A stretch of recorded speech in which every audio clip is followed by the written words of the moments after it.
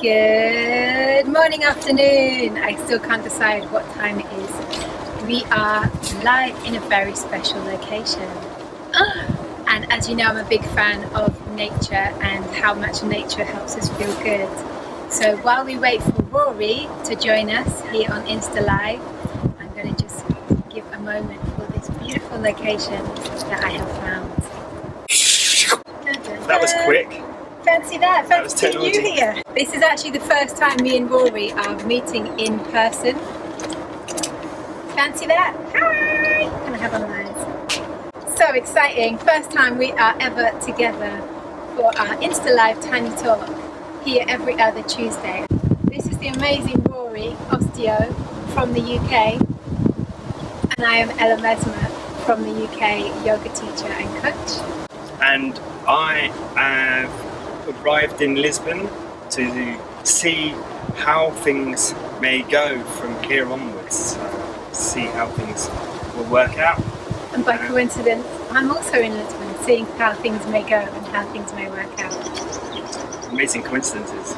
And today, what are we talking about, Rory? Well, I have to say first of all that I'm dyslexic as usual, and I put my prompt sheet to make sure I get all the words in the right order, of course. So we're talking about hyperventilation. So we have a lot of fresh air around us. We have a lot of fresh air around us. Which is great. I'd like to start with fresh air because it's all around us. And we have what is perceived as the fresh air that we get energy from, which is the oxygen, which is exactly what we do get to create energy. But we also need carbon dioxide. It's not a waste product until we start exceeding an optimum level, which is rare these days actually. And there's ways to test that. We've talked about this sort of process before in the previous talk, so check those out. So we're not going to go deep into that, but basically the CO2 is really, really important for the uptake of oxygen in our tissues. It's like the changing of bus drivers on the red blood cells, if that makes sense. So the oxygen can't get off until the carbon dioxide can get on, and vice versa. Carbon dioxide has to get off for the carbon dioxide to get on at the lungs.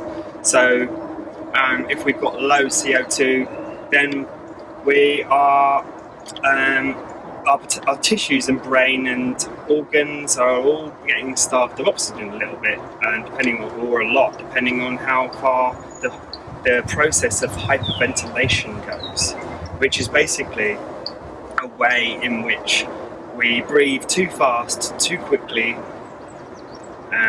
based on stress, things like this. So we don't take enough time.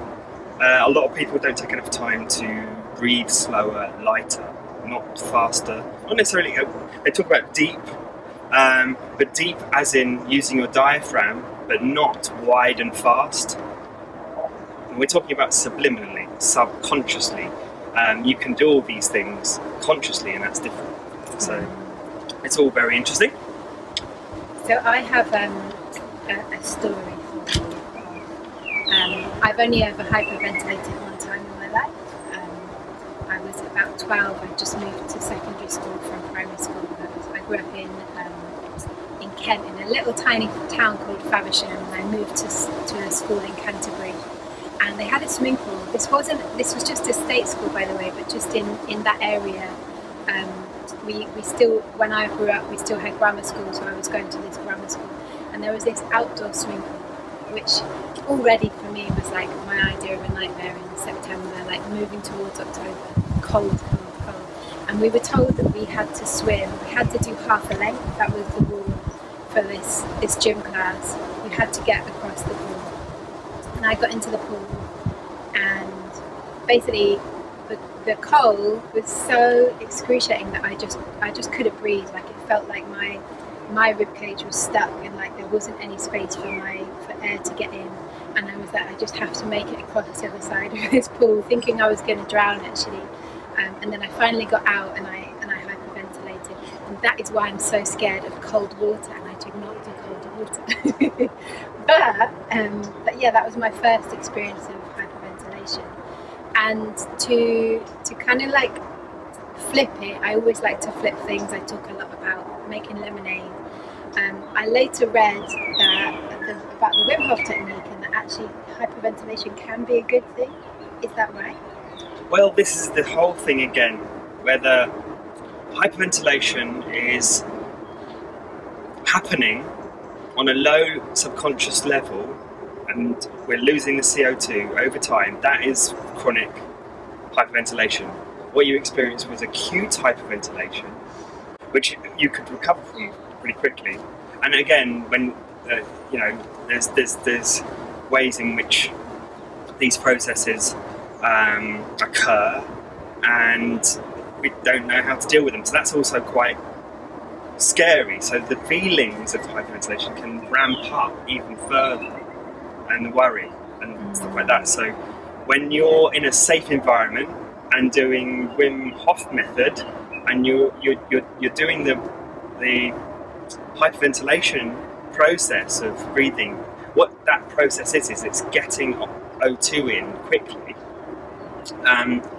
But the whole point is that if you were to do that and stop, you'd have blown off all of the carbon dioxide as well.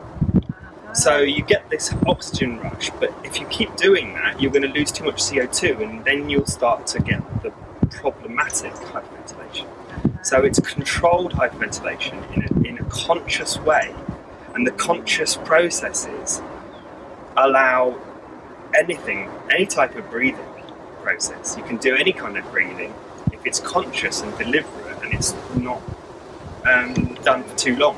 So even hyperventilating, you can consciously hyperventilate. It's making me wonder if there's a connection with breath of fire, which is a Kundalini practice of breath. Absolutely. Kapalabhati. Kapalabhati, yeah. Kapalabhati. Yes. And again, the thing is with that and the Wim Hof method, they are processes of getting also Kapalabhati is also a really great lymphatic pump, so we can talk about that and do a demonstration of that at some point. But that's also that's draining everything. So it's conscious, it's automatic, and it's safe, and it's totally different to freaking out, brain freaking out, and feeling like you're suffocating. So, but the thing is, with the Wim Hof method, you've also got breath hold work in contingency with it. So you're doing the hyperventilation process, but then there's long breath holds to balance out the CO2 afterwards, to draw it back in again, to be able to access that oxygen you've just hyperventilated to get. Oh wow! So if that makes sense. What would the effect of that be? I'm like imagining what the effect might be of that, and actually kind of almost like an ecstatic state in what I'm thinking. Yeah, that's what people like about the Wim Hof method. And I think that the thing is, with it, what they talk about with the Buteyko breathing practitioner method, Dr. Buteyko looked at how CO2 was really essential for the human organism in the early 1900s, and he did a lot of studies on this. And so he would say that you shouldn't do that if you're trying to address some kind of problem with hyperventilation, because you're already hyperventilating. You need to change your subliminal conscious breathing patterns. But that's not to say that you shouldn't go towards. I personally think you shouldn't go to be scared to go towards something too. So it's like if you're always cold and you don't like heat, then if you stay away from heat, you're going to stay cold in a way. Connecting this to my story, do you think that means that I should maybe go in the cold water? It's in a safe environment. Again, it's totally up to the person, but going towards things that you don't feel comfortable around can actually keep your nervous system challenging and help you as well. So I often will say to someone, if they are completely scared of cold and they've got issues with pains, aches, fatigue, then the cold actually helps the nervous system to contract and get the lymphatics going. So that's going into the Wim Hof method a bit more, and we should talk about that another time. I would love to, and I do cold showers. Like at the moment, there you go. At the moment, I kind of suck at them because I'm not good with cold. So Yeah. you get out of the cold when you're in cold. But in the summer, I'm Okay, right, yeah. So it's so about balancing it back down again, but going towards it can be really useful. And I love cold showers. I don't do them all the time. I'm going to be honest, but there's periods where I do, especially in the summer, to prepare for winter. So then I know that I know what cold feels like. And again, if you stay away from something, you'll become more sensitive to it. So bear that in mind. So that's really important. So again, the brain gets used to less carbon dioxide over time, and it becomes a problem. But you don't know it's a problem because the brain's really good at just getting on with what it's focusing. So that you become more sensitive to changes in carbon dioxide levels. So you become more out of breath more quickly. So the whole point is the breath hold work is so important. And the way to test it is with the control pause, and I think we talked about that before. A lot of information. We talked about control pause, I think, before, which is about how you test how long you can hold your breath for comfortably. And it's not about how long you push for, but you just see how comfortable you are to hold. So we played with that 2 weeks ago, I think. Yeah. I played that game. Oh yeah, TT5. Yeah. Tiny Talks 5. So yeah, that's we covered those things, and as we are in this beautiful place in nature, what we thought would be really cool to do some getting active right here, right now, right? To do a little bit of a demonstration.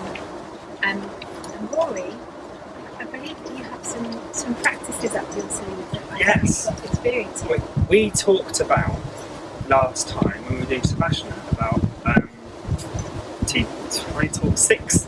That we talked about, you showed me about Sebastian, which wasn't a place, it is a place, but it's a place inside you, which is great.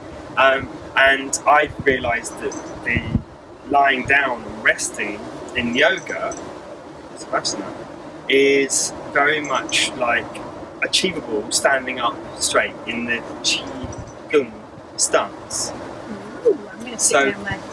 Okay, so what's great about the Qigong stance is that it's one of the most efficient ways of resting the body, actually, apart from lying flat down. So it's really good for your breathing, rather than sitting closes up your belly. So if you're sitting, and again, that's not to say that sitting in yoga is a problem. I'm just saying that the belly can open up easier when you're standing to do meditation. So if you want to just stand with your feet hip width apart, if you've got space to stand up now, and just unlock the knees ever so slightly, so we're not dropping down so our muscles start to tense up. In fact, if you drop down and then slowly come up until you don't lock back, but you just slowly come up until you feel at ease and your knees haven't locked back, but they feel comfortable. That's good for your knees, it's good for the muscles, it's good for your balance, and you can sense where you are in space and relax the muscles at the same time. Because when you lock back, you're actually very, very, you can be unstable. Ready, Ella? I am ready. Okay, so dropping your knees down a little bit and just slowly rising up until you can't feel your knees anymore, but you haven't locked them directly back. Just to the point where they're almost going to lock back. And then relax. Once you've stopped thinking about doing that, then just stop and relax for a moment. And then at the same time, we do that again now. Now you know what that feels like. Drop back down again. You're going to roll up Roll the shoulders up a little bit and round, and open the chest at the top here a little bit. Roll it back. Let the collarbones drop down onto your rib cage. Okay. So you've got your knees floating in space, and you've got your shoulders now opened up. You drop back into your heels this way. That means that hopefully the joints, tilt your head slightly down, the joints in your spine are opening up slightly at the back now, which gives the muscles more space to relax. So you're finding your balance. And if it feels sort of uncomfortable, like you're concentrating, just try to roll back, give yourself some time, and then take a slow, very light breath. It's not trying to rush the air in. You're just going to go. You can use your hands to help slow it down if necessary. Relax the chin, but not tilt it down too far. And then breathing out, using your hands again. Just start to be able to feel your whole body as a more of a unit now, because you've gone into a balanced state. You can sense balance across the whole body and the muscles. Breathing in, breathing out. So you can practice limiting the amount of air you're blowing out too quickly or rushing the air too quickly in. Let's do a couple more breaths. You can bob slightly, so as you're breathing out you can sink slightly with your knees. If you're finding it difficult to stay not tense, then just move a little bit with your whole body as a unit. Fall back into your heels as you relax. See if you can get that balance point to just let go of all the muscles. And now we've done a few breaths. Calming breaths. We've helped our vagal tone, which we talked about last week. We've helped the vagal tone to start getting stimulated for relaxation. So we can just drop our hands a little bit. We open up the chest again, and just let the arms hang, so that the armpits are a little bit open, and we're holding our arms a little bit. But then you find that space, that perfect point of ease, where you can't feel anything. You can start to feel the tingling, which is your blood or chi or air, it's respiration of the cells, or whatever you want to call it. It's all in yoga. It's the prana. Feel the prana move, tingling, and that's what the thing you can focus on, the meditation process. I'm going to go silent now for just a few more relaxed breaths, and if you're finding it difficult, move. You don't have to try and stay still.